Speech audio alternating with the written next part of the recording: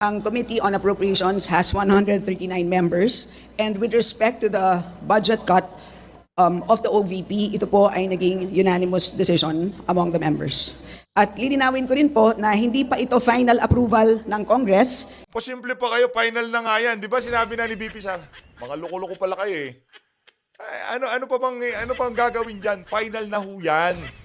Grabe, tuloy-tuloy ho ang pagpaparty nitong mga crocodile na to. Binawasan ho ng mahigit 1.2 billion ang budget ng Office of the Vice President para sa taong 2025. Isang A muna dyan. Yan na nga ba sinasabi natin? Kaya yung mga alingas-ngas na di umano, kaya yung ibang mga congressman dyan, talagang napakasigasig bumanat kay VP Sara, di umano, meron daw ho silang bayad na 100 million kada congressman na babanat kay VP Sara dyan sa House of Representatives. Pang-campaign fund sa 2025 midterm election. Di umano. Kita nyo naman ho, yung effort at talagang pagkagat nitong mga crocodile na to kay VP Sara dyan sa hearing, di ba? Partida, tapos na hearing, meron pang bumabanat sa kanya. Ganyan ho katindihan. Dito sa video na to, pag-uusapan ho natin itong pagtapya sa budget nitong si Vice President Sara Duterte. At kung ano ba yung mga items sa budget ng OVP ang tinanggal nitong si Saldico. Sino ba naman nagtanggal diyan? Alangan naman yung si Kimbo nagtanggal diyan. Sino man chairman ng committee ng APRO, 'di ba? Ano ba sabi ni VP Sara na di umano Di umano itong si Saldico ang at itong si Tambaluslos na naka-A ang may control ng gripo ng budget ng sambayan ng Pilipino. Pagka ganito kasi, kung sino may hawak sa gripo, pagka sinabi nilang dyan sa Office of the Vice President, isang tabo lang bibigay natin. Sisindihan ho nila yung gripo, okay, isang tabo na yan, okay na yan. Nangihingi ho ng 2 tabo para mas maraming madiligan na halaman si VP Sara, ibibigay ho sa kanya, isang tasa lang pala. Anak ng toko, mga congressman talaga na to. Sumali na ho sa party, itong si Angara at sinoplak ho niya, itong si Saldico. Yan na nga ba sinasa. Kung hindi ka naman kasi accountant at hindi ka maalam dyan sa kuwag, huwag kang magbida-bida. Sinoplak ka tuloy ni Angara. Yan ang hirap po kasi kay Saldico, bira ng bira. No? Pero bago nang yan, isang like at isang subscribe lang ko. Sobrang saya na ho natin dito sa PH Update. At sa mga gusto sumali sa ating community, para kayo hong pinakaunang makakita sa ating mga upload dito sa PH Update, i-click nyo lang ho yung join button sa baba. Ayun na nga mga kababayan, sumama na rin ho sa party, kaugnay dyan sa mga, sabi nitong mga congressman na to, mismanagement. Yung ang Department of Education nung panahon ni dating DepEd Secretary, Vice President Sara Duterte. Ngayon nagsalita ho itong si Angara. Sino ba si Angara? Ang bagong Department of Education Secretary. Ano bang alam nitong si Angara kaugnay sa mga budget ng OVP? Meron lang naman ho siyang access sa lahat ng dokumento at mga programang ginawa ni Vice President Sara Duterte nung nandoon pa siya, nung siya pa ang Secretary ng Department of Education. Kasi itong si Angara, siya ang pumalit kay VP Sara. So lahat ng dokumento, lahat ng programa at lahat ng pinaggastosan ng Office of the Vice President since 2022, makakalkal ho yan ni Angara. Ngayon, anong sabi nitong si Angara? Kaugnay dyan sa mga pinaggastosan na yan ng OVP. Ito ang banat ni Angara. Makinig ho kayo mga kababayan. Ito yung post nitong si Sir Munda. Ito, Minda Boats. Ito mga kababayan. An unfinished opinion from COA signifies that an agency financial statement are free from material misstatement and comply with public sector accounting standard, those ensuring financial transparency and accountability within government operation. Ito sa Tagalog, ang sabi nitong Minda Boats. Tagalog, malinis ang libro. Naiintindihan mo ba yon na Saldico? Pinapasaoli mo Malinis ang libro. Galing ho yan sa kasalukuyang Department of Education Secretary. Siya may access siya sa lahat ng dokumento, naging programa ng nakaraang administrasyon ng Department of Education na si Vice President Sara Duterte. Malinis. Etong si Saldico, crocodile lang ho talaga. Wala ho siyang access sa mga programa at dokumento ng DepEd, pero bira lang ng bira. Ang bagong Department of Education Secretary nagsalita na. Ito pa ho, the COA issue unmodified opinion, including DepEd financial statement, are free from material misstatement and comply with international standard. And DepEd is holding regular quarterly financial reconciliation workshop with division and regional accountants. Angara noted. Oh, malinaw. Malinaw ho. Malinis ang libro. Ibig sabihin, walang korupsyon na nangyari dyan sa Department of Education. Ano ba sinasabi nitong mga crocodile na to? Mismanage. Wala daw nangyari noong panahon ni VP Sara dyan sa Department of Education. Pero nung nag-resign siya bilang Department of Education Secretary, kalahati di naman napakaraming guro ang nag-iyakan. Dahil sa napakahaba ng panahon, si Vice President Sara Duterte lang ang nakaisip na dapat bigyan ng kaukulang kapahingahan ng ating mga guro. At pagka nakabakasyon o kung anumang pahinga yan, hindi sila pwedeng i-text o kung anong report ang ipapasubmit sa kanila. Walang lesson plan habang nagpapahinga. Wala akong ganun. Kaisa-isa, Department of Education Secretary ang nakaisip. Sino? Vice President Sara Duterte. Dahil yun ang practice nila sa Davao. Executive ho, magaling ho iyang si VP Sara sa implementation, sa executive. Di ho siya magaling mag-dal-dal-dal-dal kagaya niyang si Saldico at niyang si Tambaluslos. Aksyon ho ang mga Duterte, hindi naman ho kagaya nito pa. Parang nag-iiba ng mga anyo nyo, sir, ha? Dumadami ng ngipin nyo, ha? Dumadami na ho ang ngipin nitong mga to. Ito, mga kababayan. Rekta na ho tayo dito kay Sir Evie. Nakalanto ko. Anong nangyayari sa Pilipinas? Punta ho tayo. Ito. Pasadahan ho muna natin na mabilisan to. Itong kay Sir Evie Balbo. Ito yun na nga, breaking news ho. Breaking news ho ngayong araw na to, nagsalita na ho itong si Stella Kimbo. Na kung saan ilinabas ho sa social media ang ginawa ng Committee on APRO dito sa proposed budget ng Office of the Vice President. Sa unang budget to ng OVP, ang original budget to may 2 billion pesos. Ayan ho mga kababayan, naka-breakdown ho dito yung mga paggagastusan dyan ni Vice President Sara Duterte. Kasi ito yan Ganito ho kasi, pilit hong kinukumpara, bago tayo dumako dito sa dito kay Kimbo at diyan sa pagtatapyas na yan. Pilit ho nilang kinukumpara itong si Leni Robredo at dito kay Vice President Sara Duterte. Okay? Ang problema ho kasi, pilit nilang sinasabi na nung panahon ni VP Sara, wala namang maraming satellite offices, isa lang ang Office of the Vice President, hindi naman ganun kalaki ang gastos. Yun na nga ho ang lagi nating sinasabi. Hindi ho training, hindi ho tinrain niyang si VP Sara para maghintay, para maging spare parts, para maging spare ng presidente. Hindi ho siya ganon. Tinrain ho yang si Vice President Sara Duterte. Ang training ho talaga dyan sa mga ali na yan, magtrabaho, umaksyon, tumulong sa mga mahihirap. At nung naging Vice President siya, dahil yung training niya sa Davao, doon siya sanay doon sa trabaho. Serbisyo sa mga kababayan natin. Nagtayo ho ng mga satellite offices, napakaraming programa, merong magnegosyo taday, merong libreng sakay, napakarami ho niyang programa dahil yun ang training niya bilang executive dyan sa Davao. Resolbahin ang mga problema ng mga tao. Yun ang trabaho niya. Hindi ho siya tinrain para magdadaldal dyan sa social media, sa mainstream media. Hindi ho siya tinrain para maging aso ng kung sino mga presidente dyan. Hindi ho siya tinrain para magpabida dyan sa House of Representatives o kung ano pa mang ginagawa ng mga typical na politiko na nakikita natin ngayong mga panahon na to. Okay?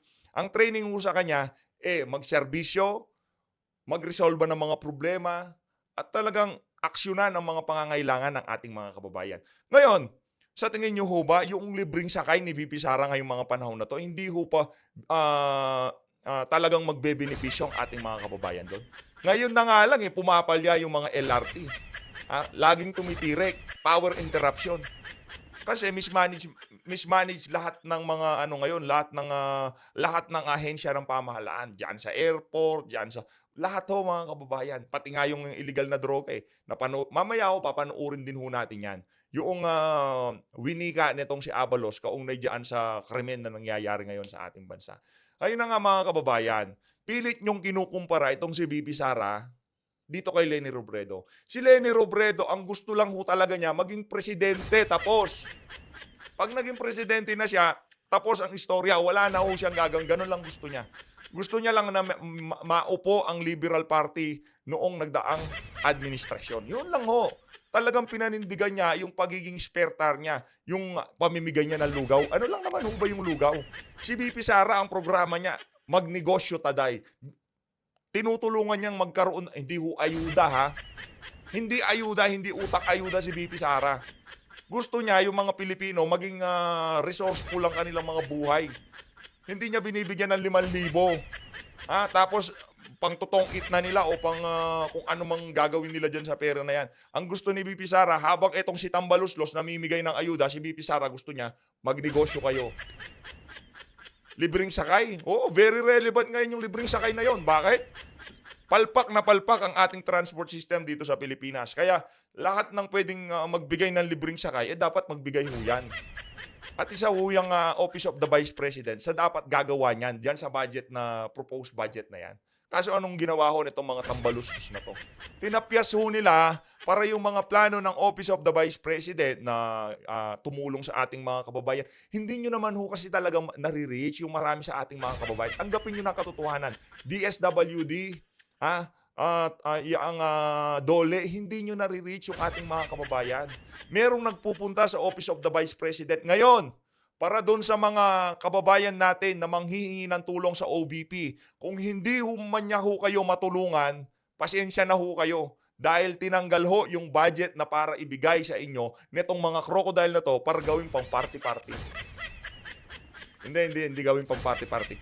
Ilalain nila doon sa mga ahensya ng pamahalaan na kasi redundant daw yung programa ng OVP. Yun ho ang plano nila, di ba? Yun ang gagawin nila. At yun talagang just stick to the plan. Yun ang talagang plano ng mga crocodile na to. So, para doon sa mga congressman na napangakuan ng 777, di ko natin alam yung 77 na yun.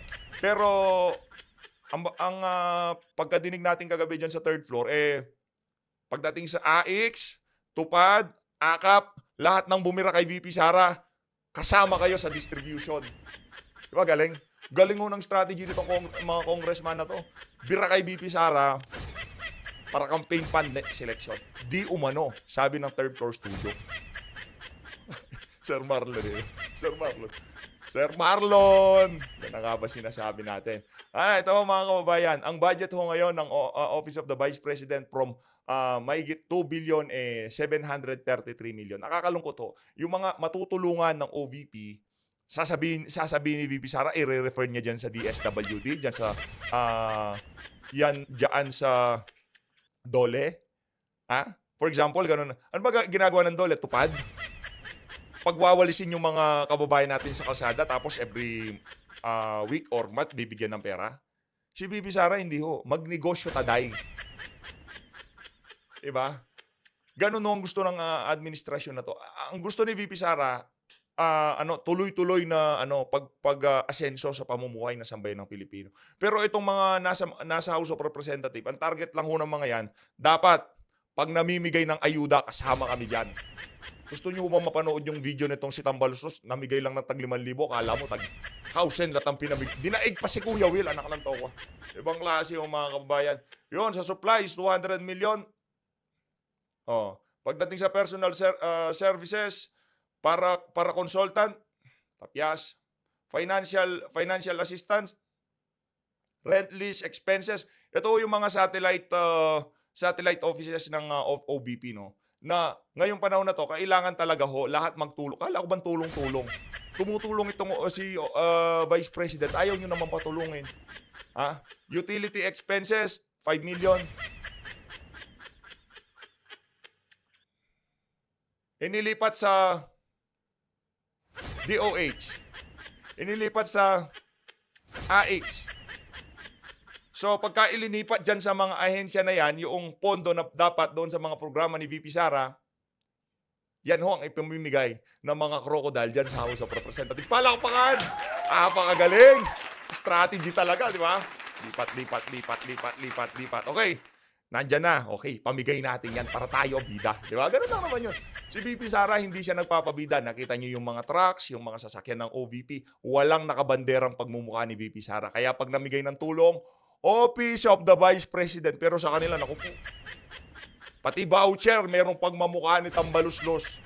Ito na ho, pakinggan ho natin si Kimbo. Grabe naman na-trigger tayo pagka pinag-uusapan ho talaga natin itong si ano. Itong si...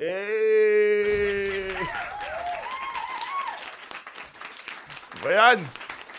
Nalo-low blood ako sa inyo. Nalo-low blood. Wala ho. Low blood ho ako ngayon. Parang ako si Cassandra Ong eh. Pakinggan ho natin itong si Kimbo. MAIFE program. So ipapaliwanag ko lang po na ang decision na ito ay isang committee decision. Okay. Okay, ito na ho. Pakinggan ho natin itong si Estela Kimbo. Itong si Pitit. Yan ka na naman, PH. Oh, walang mic.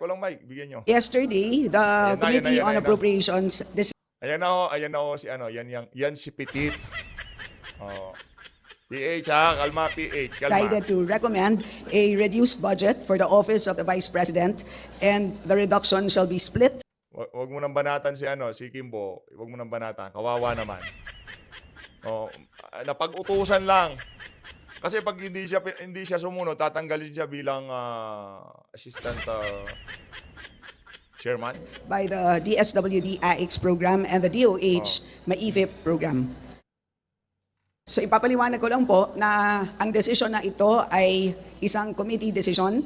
Ang Committee on Appropriations has 139 members, and with respect to the budget cut of the OVP, ito po ay naging unanimous decision among the members. At lilinawin ko rin po na hindi pa ito final approval ng Congress. Ito po ay recommendation pa lang po ng Committee on Appropriations for the plenary. Okay. At kagabi naman po ay nag-second reading na rin po ang approved committee report na kung saan nakapaloob ang recommendation. Simple pa kayo, final na nga yan. Di ba sinabi na ni BP Sara? Mga loko-loko pala kayo eh.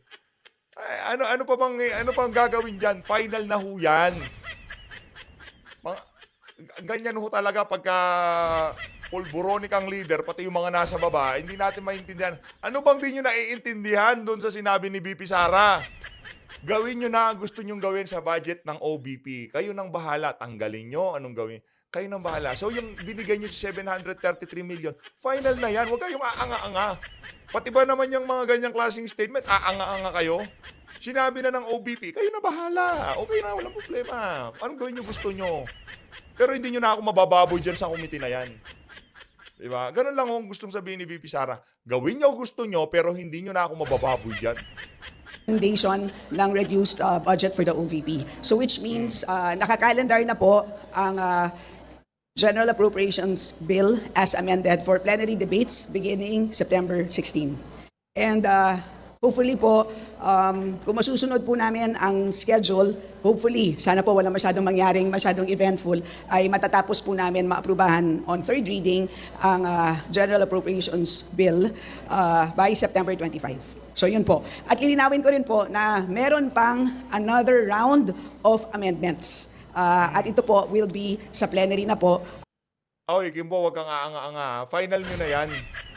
Sino ba magdi-defend dyan? Sino ba mag-object dyan sa proposal nyo na yan?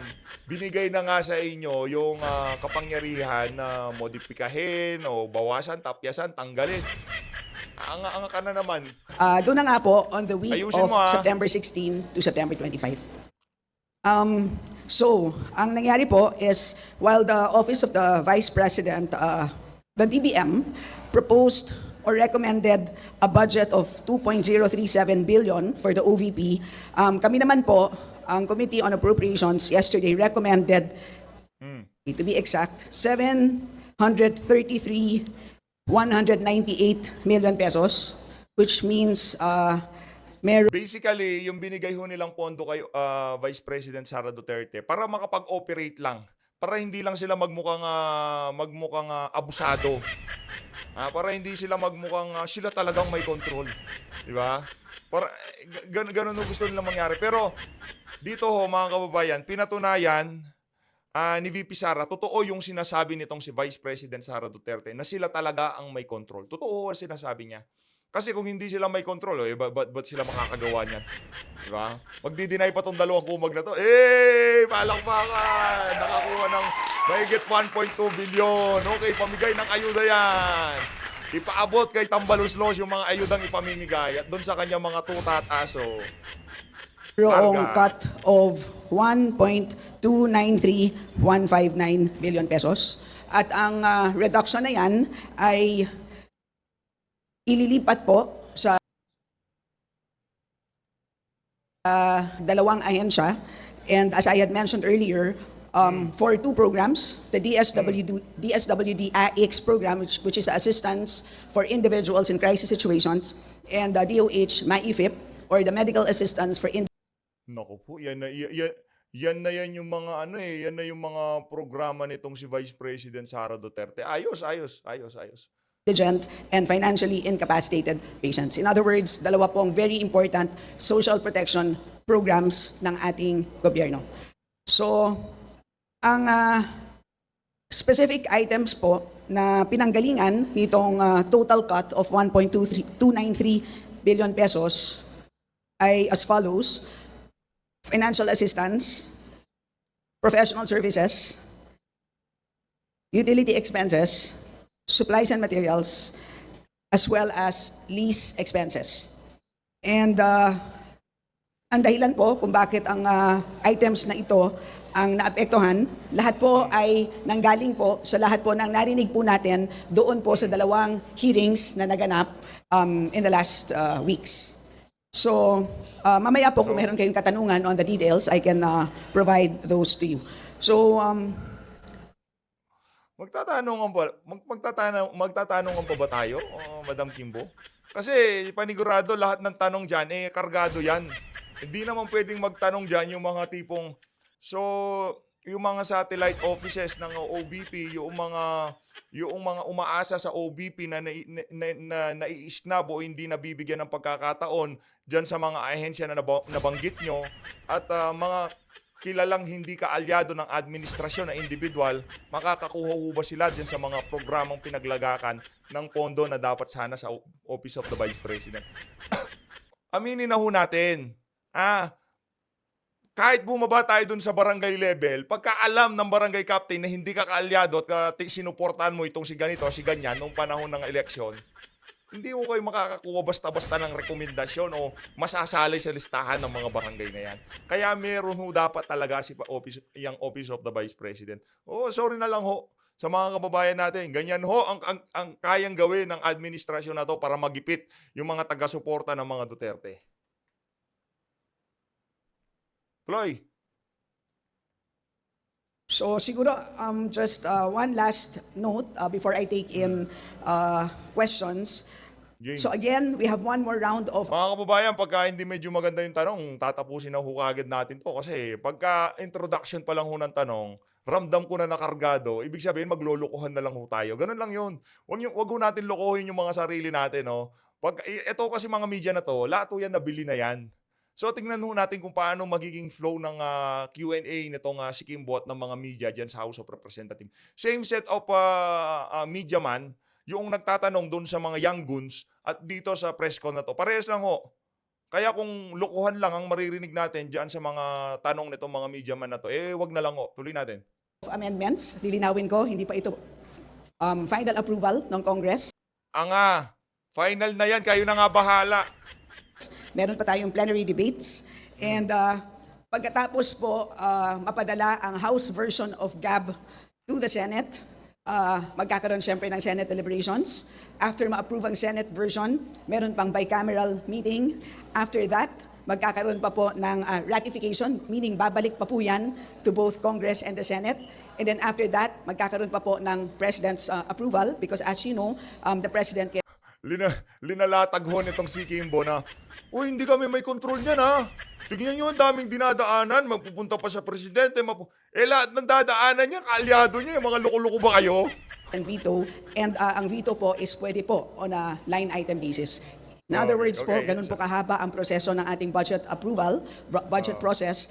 At malinaw po na napakarami pong tao na involved dito po sa pag-aproba ng budget. Hindi lang Hindi naman si Saldico, kayo naman.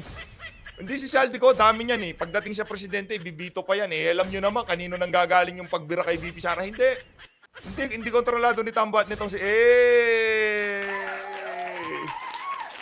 po dalawang tao. And of course, after the budget is approved, alam naman po natin, ang budget execution is solely by the executive. So yun na lang muna po, and I'm willing po to take questions. Ay po, mauna. Tama naman ho yun, no? Yung execution ng budget, nasa executive pa rin. Kaso, problema, halimbawa, yung secretary ng DSWD, halimbawa, sasabihin ni VP Sara, kukuha ko ng meron akong gustong bigyan ng dito, AX. Maraming naghihirap na nangihingi ng tulong sa akin dito sa area na to. Asa na mamigay ako ng AX? Sa tingin niyo ho ba, bibigyan ng Office of the Vice President ng AX para ipamigay sa ating mga kababayan? Kasi meron din lumalapit sa kanya eh. 'Di ba? Pagka galing sa akin, rinikomenda ko diyan sa DSWD, recommended by Vice President Sara Duterte. Automatic ho, diretso sa shredder yan. Hindi ma-approve niya. Mabibigay ang credit kay VP Sara. Ay, si VP ang nag-recommend sa akin dito sa AX. Yan sa tupad na yan. No. Dapat ho, si Tambalusos ang mamimigay dyan. Madam, sir, ganun ho dapat ang galawan dyan. Yan na po ako. Okay, magpobola. Kong Sela, Red Mendoza po from the Manila Times. I know na yung budget cut po is on the House level. But what if the Senate retains those cuts? Ano pong masasabi niyo po doon? If the Senate retains the same amount na pinropose ng OVP. And number two, removing of the lease contracts, does that mean natatanggalan niyo po ng power ang OVP to lease buildings for their satellite offices? So ibig po sabihin, parang you're technically removing the power of the OVP to have these satellite offices? Doon po sa first question. So what happens if the Senate decides to approve a different version? So yun po ang dahilan kung bakit meron Wag nyo nang itanong yan. Narinig nyo tong si Coco Pimentel. Tanggalin na yung mga yan. Yung mga ano-ano na yan. Tanggalin na yan. Wag na. Tanggal yan. tayong bicameral meeting. So kung saan po kailangan magkita ang representatives ng Congress, representatives ng Senate, uupo po sila, and they will have to iron out the differences to come up with a single version. Yun po ang dahilan. Bakit kailangan magkita-kita ulit pagkatapos po maaprubahan ng Senate naman ang kanilang version. At malamang, sa dami po ng line items ng ating GAB, for sure, ay meron pong differences ang dalawang version. Ngayon po, pagdating po sa lease expenses, ang lumabas po sa ating pandinig ay marami pong opisina ang ating OVP, hindi lang isa, katulad ng ating mga previous vice presidents na they only maintained a single office. Lumabas naman po sa ating hearings na mayroong 10 satellite offices and 2 extension offices. Pagka nagkaroon ho ng donation drive para dito kay VP Sara, wala pa ho eh. For now, wala pa ho. Pero if ever, no, nakalikom ng napakalaking pondo itong Office of the Vice President. Yung mga nagmamahal sa kanya mga OFW, maging tayo dito sa PH Update, talaga ho nga anohin natin yan, tutulong ho tayo dyan sa Office of the Vice President. Talagang di ho natin nahahayaan na masadlak ng mga walang yung politiko na to, malamon ng mga politiko nila itong si Vice President Sara Duterte. At kung magkataon ho, talagang tutulong ho tayo dyan sa donation drive na yan for the Office of the Vice President. No, mapapahiya ho lahat ng mga congressman na yan, panigurado. Hindi nyo binigyan ng budget si VP Sara, walang problema. Tignan natin kung saan kayo pupulutin. And this is likely the reason why lease expenses umabot sa 53 million pesos na mas malaki ng dihamak compared to the previous vice presidents. So, Hindi naman nagtatrabaho yung amo mo eh. Ano ba ginawa ni Lenny? Si VP Sara maraming programa at hindi namimigay ng ayuda. Pinamimigay ni VP Sara negosyo, kabuhayan, mga loko-loko. minabuti po naming balik po siya sa levels ng 2022 na kung saan ang Vice President natin noon only maintained a single office. So, as I explained earlier, pagdating po sa budget execution, bahala na po ang executive dyan. Exactly how they will use the 32 million that we had approved ay bahala na po sila doon. Kung magka-cancel po ba sila ng contracts, kung sila po ba ay magte-take in ng donations, that is completely up to them how they will implement or execute the budget. As far as we are concerned, kung ito po ay maging final number, yung approved amount of, yung recommended amount of 80.732 million, kung ma-reduce po siya to 30.426 million, how that will be spent exactly, kung in the end, one contract lang siya, that is completely up to them. Yes. Ma'am, kasi I heard nga po the word donation. So, if ever man nagkulang po yung budget ng OVP, are they allowed to take in donations? Yes, they are allowed. There is a general provision in our GAA. They are allowed to take in donations so long as if those donations come from foreign governments, meron pong kailangan na clearance from the Office of the President. Yun lang po ang limitation po. Panigurado, pagka maraming nag-donate kay VP Sara, gagawin na namang issue ng mga walang yan. Panigurado ho yun. Hi, Kong Stella. Krisha Roy. from The Inquirer po. Ma'am, can you walk us through how the committee eventually decided to slash the budget po? So ang lumabas po sa ating Ayoko na. Kargado na naman yung ayoko na. Ngayon, i-establish yun itong mga walang yang to. Okay i-walk through ko kayo kung paano yung approve ng budget. Hindi lang si Saldi ko ang nag-approve dito. Pero dun sa nauna nating video, talagang hindi mapagkakatiwalaan. Last. Sagutin mo lang, madam. hearings is, of course, nagkaroon ng problema sa paggamit ng confidential funds.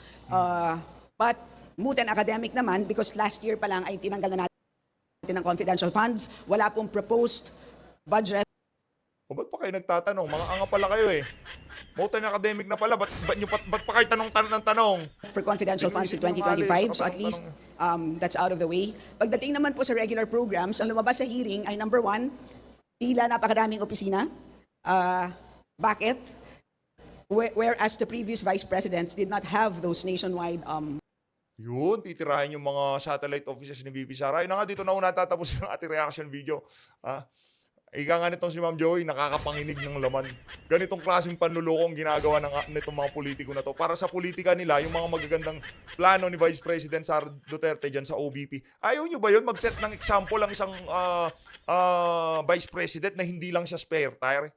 Na dapat gumawa siya ng programa. Dapat mag-practice siya maging presidente. Ayaw nyo ba yun? Gusto nyo talaga kayo lang mamigay ng ayuda, no? So always, maraming salamat po mga kababayan sa pagsuporta sa PH Update. Mag-ingat po kayong lahat. Kung di nyo po napanood tong video na to, i-click nyo na ho. Maraming salamat. Sa mga umabot sa video na to, sana po ay nakasubscribe kayo sa PH Update. Mag-ingat po kayong lahat. Mahal natin Pilipinas.